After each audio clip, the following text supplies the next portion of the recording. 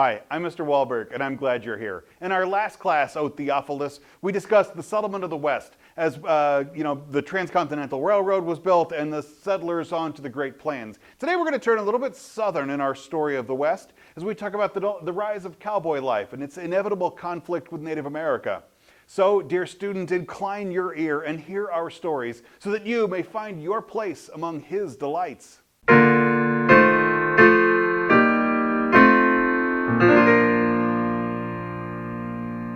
We have 5 objectives in our class today. By the end of this period, you should be able to, number 3, contrast the cultures of Native Americans and white settlers. You should be able to, 4, identify restrictions imposed by the government on Native Americans and also describe the consequences that came from it. 5, identify the government's policy of assimilation as well as the continuing conflicts between Native Americans and settlers. Number 6, you should be able to trace the development of the cattle industry. And number 7, describe both the myth and the reality of the American cowboy and explain the end of the open range. But let's begin in Roman numeral number 3. And we're going to talk about how cultures collide here, the collision between the white settlers of the West and the Native Americans. And we begin with our discussion of the culture of the Plains Indians. Historically, the people of the Eastern Plains, they had lived in settled lives of farming in the Missouri River Valley. But the Spanish introduction of horses and guns broke up those settlements and led most Plains tribes into a nomadic life. By the mid-1700s. That shift to a nomadic life meant trespassing into other people's hunting lands. It caused war and new rivalries. The Plains Indians usually lived in large extended family groups with tribal connections to other bands with the same language. Sometimes the individual tribes might have the same language crossing between several other tribes, and it was a communal life with leaders ruling by council rather than by force. You often don't find that there's a single chief as much as like a committee of wise people that rule over tribal life. Men were typically hunters and warriors, and women were typically at home butchering the meat and preparing the hides. Plains tribes almost entirely practiced a form of animism for their religious ceremonies. They believed in powerful spirits that control the natural world, and some men and even some women had special powers to connect with the spiritual world. They become shamans and go-betweens between the physical world and the spirit world. Children would learn stories through myths and stories in games and examples, and they became students of life in Indian society. But there we also find a clash of cultures. Generally speaking, that Native Americans believed that land could be used but not outright owned. And it's worth noting that this is a broad thing, and specific understandings of ownership would obviously vary based on different tribes and different people. But settlers typically had Western concepts of ownership and occupation, and that a person had to cultivate and improve the land in order to keep a title to it. A person can't just say they own land and never do anything with it that doesn't preserve a claim on it. And so nomadic people, when they go and chase animal herds but then leave, they no longer take any title to the land that they just left. And so migrants went west to go claim what looked like unoccupied, unclaimed land. Subpoint C. And then gold was discovered in Colorado in 1858, and it drew tens of thousands of miners to the west. Prospectors and fortune seekers of every race and culture descended on Colorado, but they were almost entirely men. The few women that came, they were hardy women and business-minded. They worked as laundresses or freight haulers or miners themselves, but there are very few women that come to go settle in the frontier of Colorado. Mining camps and boom towns, they were filthy, the poor ramshackle buildings thrown up overnight and not expected to last. That's life in the boom town. Roman numeral number 4. The government used a number of efforts to go restrict Native American life. And I want to begin this talk with what I think is maybe the most sad and should have been avoidable one, known as the Sand Creek Massacre. And according to a treaty of 1851, the Treaty of Fort Laramie, according to that contract, 7 Indian nations owned a vast territory from the North Platte River in what's today Wyoming and Nebraska to the Arkansas River, or the Arkansas River, I like to call it, from the eastern slope of the Rocky Mountains to Garden City, Kansas. All of that should have been Indian country. But when gold was discovered in the Rockies, it triggered the Pikes Peak Gold Rush, starting in 1858, with white prospectors flooding into Cheyenne territory and Arapaho lands, and they competed for resources and even tried to stay as new settlers. The United States had to go and force the Indians to go renegotiate the treaty, to strip away native land. But the new treaty that came out of it was unpopular with both sides. Indian rebels openly disobeyed the treaty. They began hunting the bison-rich lands of eastern Colorado, as well as harassing and fighting the white settlers in the disputed territory. And when some Native Americans were accused of stealing cattle, a 675-man force under the command of United States Army Colonel John Chivington, they attacked and destroyed a village along Sand Creek. They killed and mutilated an estimated 70 to 500 Native Americans, about 2/3 of which were women and children. The Sand Creek Massacre, I think, was entirely avoidable and should have been handled in an entirely different way, but I think it's typical of the way that the U.S. government and certainly the U.S. Army approached peace on the frontier. Subpoint B, the Sioux chief Red Cloud asked for an end to white settlements in the Bighorn Mountains of north central Wyoming in 1866, but the Bozeman Trail, the migratory route up to Wyoming, along that way, the Bozeman Trail ran right through the Sioux hunting grounds, and they kept bringing travelers over and over again. So Crazy Horse, one of the great figures in American Indian history, so Crazy Horse ambushed the United States Army post and killed 80 soldiers with him and his band of men. The United States then closed the Bozeman Trail with the Treaty of Fort Laramie. So they basically agreed that this isn't a good trail anymore, but they continued to they pushed the Sioux out onto a reservation along the Missouri River. The Hunkpapa Sioux chief Sitting Bull refused to sign that Treaty of Fort Laramie, and he continued to hunt the area as well. He says, just because you close the trail doesn't mean that you could push us into a corner, and this is our land, and we're going to continue to hunt it anyway. And in late 1868, war broke out again, in this case between the Kiowa and the Comanche, who led 6 years of raids that sparked the Red River War of 1874. The United States Army responded in that Red River War by herding the people of friendly tribes onto reservations and opening fire on all the others. So basically, if you could comply, the Army would push them into a reservation, and if you didn't comply, you became an enemy of the United States Army. Most of the engagements were small skirmishes in which neither side suffered many casualties, but it was basically the end of the free-roaming Indian population on the southern Great Plains. And in subpoint D, let us turn northward to the Black Hills. 4 years after the Treaty of Fort Laramie, miners found gold in the Black Hills of South Dakota. And it was the land of the Sioux again, and the Cheyenne and the Arapaho. And in 1874, General George Custer reported that the Black Hills had gold from the grassroots down. It wasn't even hard to go find it. And it sparked a gold rush up to the Black Hills in South Dakota. The Sioux and the Cheyenne and the Arapaho protested, but their protests were ignored. So in June of 1876, when the Sioux and the Cheyenne held what was known as a Sundance. The Sundance is a religious ceremony, and at that Sundance, Sitting Bull had a vision in his head of soldiers falling from their horses. He took it as a sign to go attack the incoming U.S. troops. So when Custer's troops reached the Little Bighorn River, the natives were ready for them. They're led by Crazy Horse and Gull and Sitting Bull. The warriors outflanked and crushed Custer's troops, and within an hour, Custer and a third of his 700 men were dead. The only survivor of Custer's command was a horse named Comanche, who lived as a war hero for about another 15 years. But by late 1876, the Sioux were beaten. Sitting Bull and a few of his followers took refuge in Canada until 1881, when he surrendered in a negotiation to avoid the entire starvation of his people.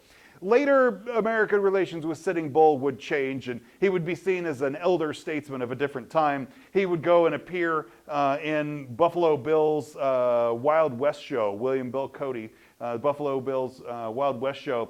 And making appearances and signing autographs, he earned a small fortune for his appearances and his autographs, though he often gave that money away to homeless beggars.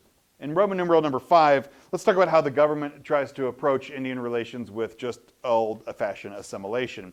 And we begin here with a discussion of the Dawes Act. While many Americans were supportive of Indian rights then and now, government policy remained supportive of assimilation, of basically where Native Americans give up their traditional ways and just become like white Americans. They give up their beliefs and their way of life and just join the American culture.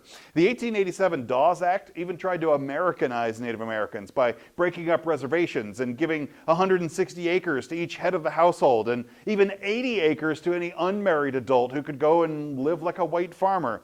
The government hoped to sell the rest of the land. It was like, tribal reservation land. They basically said, okay, you no longer have tribal land, we're going to take it back and parcel it out and just give it out in pieces to families then so you can be a proper farmer. So the government hoped to sell the rest of the land to settlers and prospectors, and then use that land from the proceeds of the sales to go buy farming tools for the natives and go get them set up in agriculture. But by 1932, whites had taken about 2/3 of Native American territory, but the Native Americans received essentially no money from the sale of their land, so getting stolen from twice. Subpoint B, the tourists and the fur traders in the West would go see American bison, the buffalo, and shoot them for sport, just for the fun of killing a huge animal. And they would demolish wild herds and destroy the Plains Indians' main food source. But not just their food source, also their food and their clothing and their shelter and their fuel. And while I'm not against sport hunting, fine, but to do it for reckless destruction when people need it, I don't think anybody today likes that idea. And by 1800, in the year 1800, approximately 65 million buffalo roamed the plains. In the time of Lewis and Clark, there was millions and millions of buffalo roaming the plains. By 1890, by the end of that century, there were fewer than 1,000 remaining. By 1900, the United States in Yellowstone National Park sheltered a single herd of wild buffalo. It was maybe the most significant blow to tribal life on the entirety of the plains. Subpoint C, the Sioux continued to suffer poverty and disease, and an Indian prophet had promised that if the Sioux performed a ritual known as the ghost dance, the Native American lands and a way of life would be restored as if entirely miraculously. And the ghost dance movement spread rapidly among the 25,000 Sioux on the Dakota reservation. Alarmed, military leaders said, but we don't want that to happen. So military leaders, they ordered Sitting Bull as the head of the Sioux to be arrested. And in December of 1890, about 40 police were going to go sent to arrest Sitting Bull in response to the ghost dance movement. Sitting Bull's friend and bodyguard, a man known as Catch the Bear, he shot one of those officers, who then retaliated by killing Sitting Bull. And in the aftermath, they basically fled in the direction of Chief Bigfoot. What becomes known as the Battle of the Wounded Knee, in December 28th of 1890, the 7th Cavalry, ironically Custer's old regiment, they rounded up 350 of the starving and freezing Sioux and then took them to a camp at Wounded Knee Creek in South Dakota. The next day, the soldiers demanded the Native Americans, they surrender all of their weapons. In that surrender, one of the Indians fired on a soldier. Maybe. The historical record's a little unclear. But the soldiers returned fire onto the Native Americans, including cannon fire as well. And within minutes, the army slaughtered 300 unarmed Indians. And soldiers, basically having committed mass murder, just left the corpses to go freeze on the ground as they left. The Battle of Wounded Knee was the nail in the coffin. It brought the Indian Wars and an entire era of Native American life to a bitter and ugly end. Roman numeral number 6. As we turn southward, we need to talk about how cattle becomes a big business. And the Texas Longhorn cattle, it's a particular type of cow, like the big long horns, right? Texas Longhorn cattle, that was a sturdy animal, short-tempered breeds. They're kind of a pissy kind of cow, but they are accustomed to the dry grasslands of the American Southwest. The Spanish settlers raised longhorns for food. They brought horses to go work the animals and also to work as transportation. The American settlers learned from the Mexican vaqueros how to round up and rope and brand and care for the animals. The Cowboys' clothes and food and vocabulary were all heavily influenced by these vaqueros. His chapadas, the leather overalls, we shorten that term and we know it in America today as just chaps.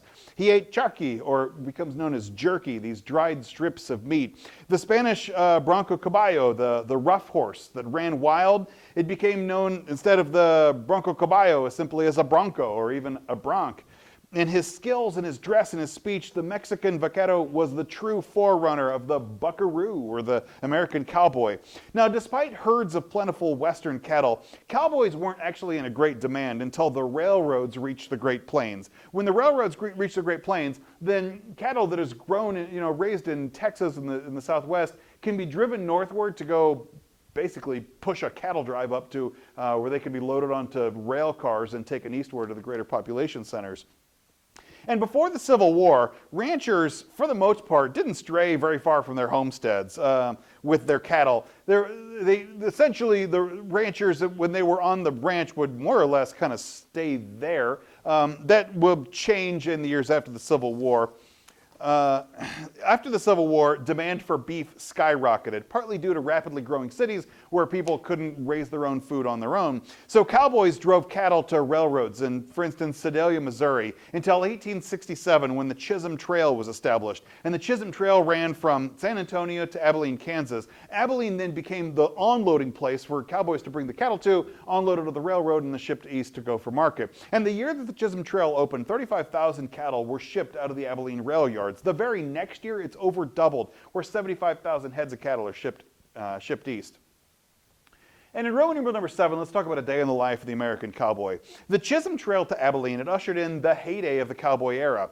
As many as 55,000 cowboys were working the plains between 1866 and 1885. The iconic cowboy of myth rode the open range and herded cattle and fought villains, but the iconic image was really different from the actual life of the Plains cowboy. The real-life cowboy's life was non-stop work. It's not the romantic life of the open plains. A cowboy worked 10 to 14 hours a day when he's on the ranch, and when he's on the trail, 14 plus hours of just constant work. It's like being a high school history teacher, watching for dangers that might harm or upset the herds. Some cowboys might have even been as young as 15 years old. That's second semester freshmen in charge of moving, huge, what could be deadly animals across open country. Most of them, by the time they were 40, they were broken down. So by the time they're my age, they kind of felt like me. A cowboy might own his own saddle, but his horse usually belonged to his boss.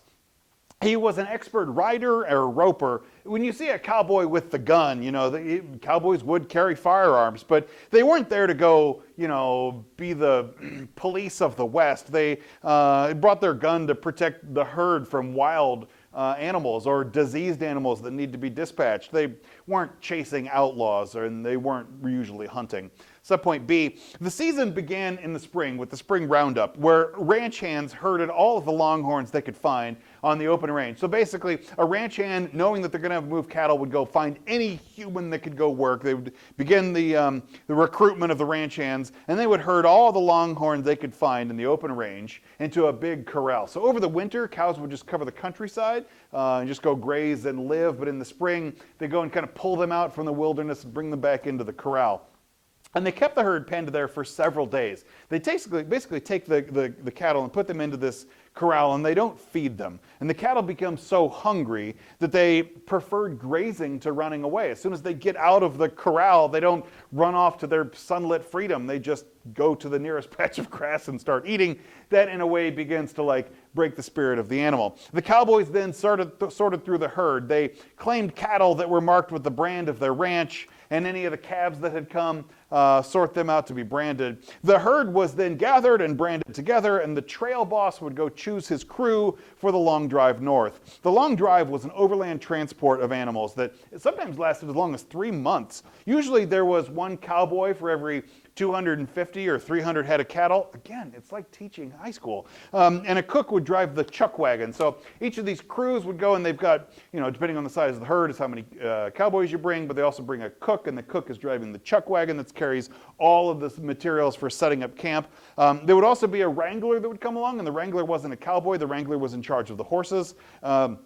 And the trail boss, the one that was actually in charge of the crew, he would earn maybe $100 or more a month. That's pretty good money out on the frontier to go supervise the drive. The trail boss is also the one in charge of negotiating with settlers to go cross land, or negotiate with Indians to try to keep peace, or to cross land as well. During the long drive, the cowboy was in the saddle from dawn to dusk. He slept on the ground and he bathed in rivers. Cowboys didn't pitch tents every night. They laid out a sleeping mat and just slept under the stars. The cowboys risked death and loss every day of the drive, especially at river crossings. River crossings were particularly dangerous, particularly in the springtime and the early part of the summer when river levels are real high and it's very dangerous. Cattle would hesitate in the rivers, and if they stop mid-river and it's a big rolling river, the river could like push them away and the cow's killed as it goes downstream. Lightning was a constant danger. There's not a lot of trees out on the plains, so when a storm blows up, a person might be the tallest thing around. Lightning was a constant danger, so at night cowboys would pile up their spurs and their buckles and any other metal objects, kind of at the edge of their camp to avoid attracting lightning bolts. And if thunder struck, then thunder could cause a stampede, and that's quite a mess to go gather up the cows from everywhere else around. The great era of the cowboy ended basically as quickly as it began. Overgrazing the land, a patch of several years of bad weather, and the invention of barbed wire were largely responsible. From 1883 to 1887, there were these alternating patterns of dry summers and harsh winters, and it wiped out entire herds of cattle.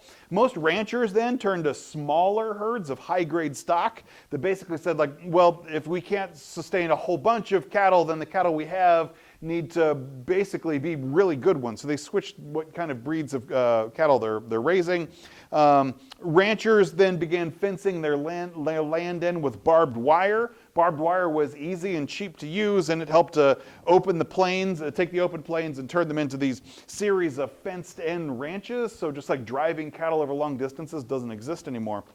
And by 1890, the romanticized image of a wild and free cowboy, by 1890, the era was over, and the era of the wide open West was also over.